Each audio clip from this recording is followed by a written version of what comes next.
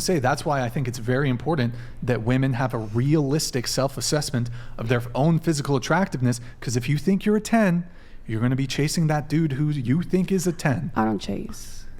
What? Okay, however you want to put it. You're going to be going after these guys who are like really attractive, that might be more attractive than you, that want to fuck you but will never give you commitment. I don't value attractiveness in a man. That's not in my top priority when choosing a partner. That's fine. And with me, I agree with everything Brian is saying. And for me, it runs a little bit more personal than that because I am a certified relationship coach.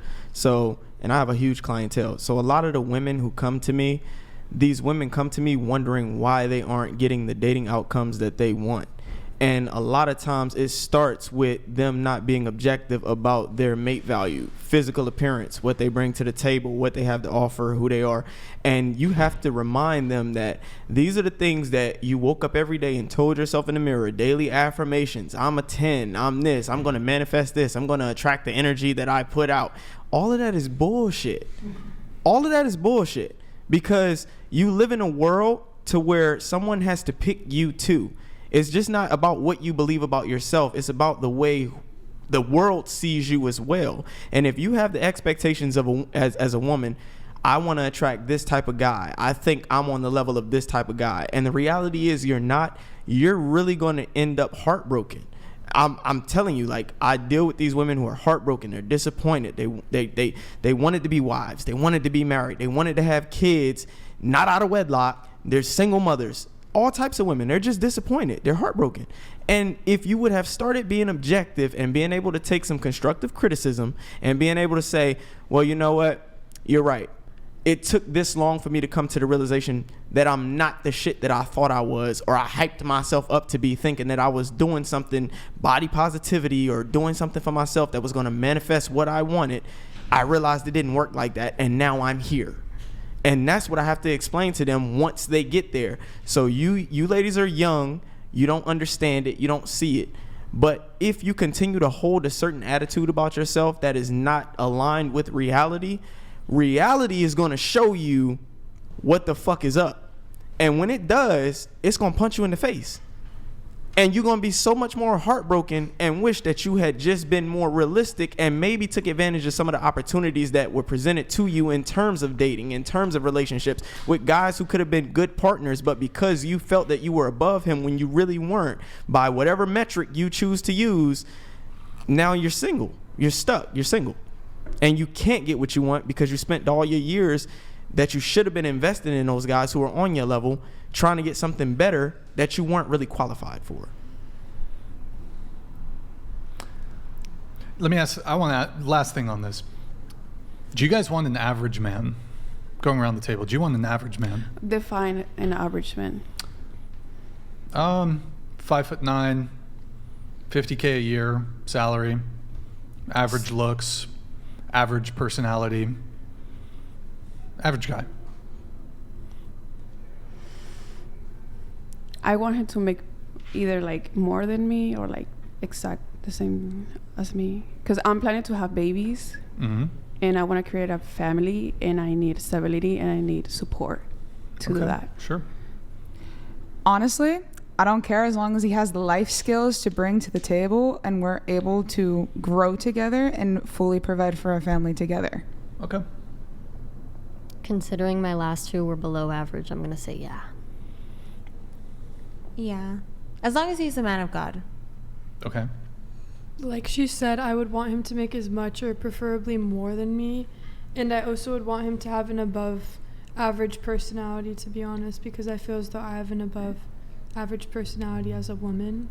And I don't know if you guys might think that's delusional, but I think I do. And if you want, you can ask me questions. I try to think very positive. I never try to bring down other people unless they like bring down me, like that girl yesterday. I just chose like kindness. I'm very respectful. I always check up on my friends.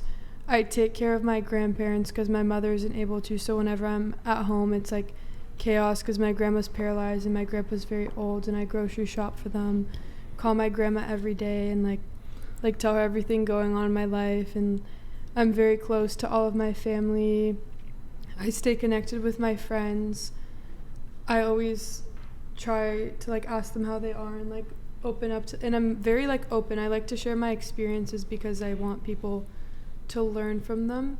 And every step I'm taking towards my life lately, I try to be one of growth, and I try to spread that knowledge to the people in my life too. So I think that makes an exceptional personality, in my opinion. You have an exceptional personality? I think above average personality, yeah. And you can ask me more questions if you want. Do you think you're charismatic? I think so, yeah.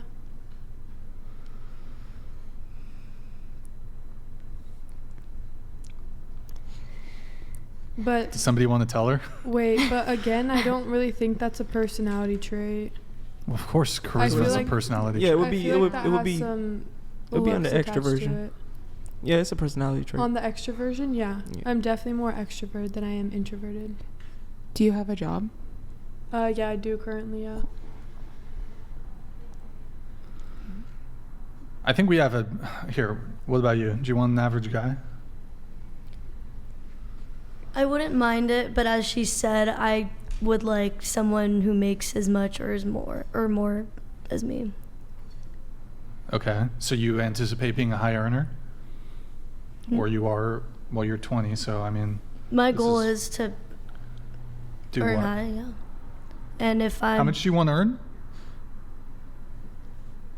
Or do you see yourself earning? I mean, I would like to be make it. Yeah, I'd like to be well off. I'm sure anyone would like to be. Well, whether you'd like to be or not is different than what actually will happen. What do you study in university? Business. Okay. So you anticipate making what? What are you gonna... You're a junior or senior? Junior. Do you know, have you looked into potential jobs? Have you researched starting salaries? What's your starting salary going to be out of high school? Or, sorry, not high school, out of college? What do you mean? Like how much? It's you're gonna make amazing a to me. year? This is why I'm so against university, is people are going to go into debt, spend 5 to 6 figures, rack up a bunch of student loans. Maybe some of you are privileged and your parents pay for it. Maybe you have savings.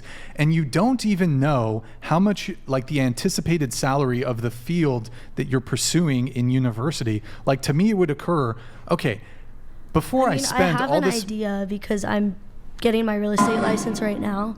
Grid 1 Okay. Motorsports donated $200. High And- value is not equals high net worth. Where all the good men, with women who value them. Why can you not find one? They see you coming a mile away. The men you want will not want you and your baggage. And I'm not even directing this at you, but it's like so many people go to college, get 5 to 6 figures in student loan debt. They pursue, whatever some degrees are absolutely useless, and then they can't find a high-paying job. Like, I agree. I feel with like you that. should know, Yeah. like, here's why I'm going to college, so that I can go into this field and I have a decent understanding of what the starting salary is and what I can expect to make over the course of 5, 10, 15, 20 years, whatever it may be. So did you have something or?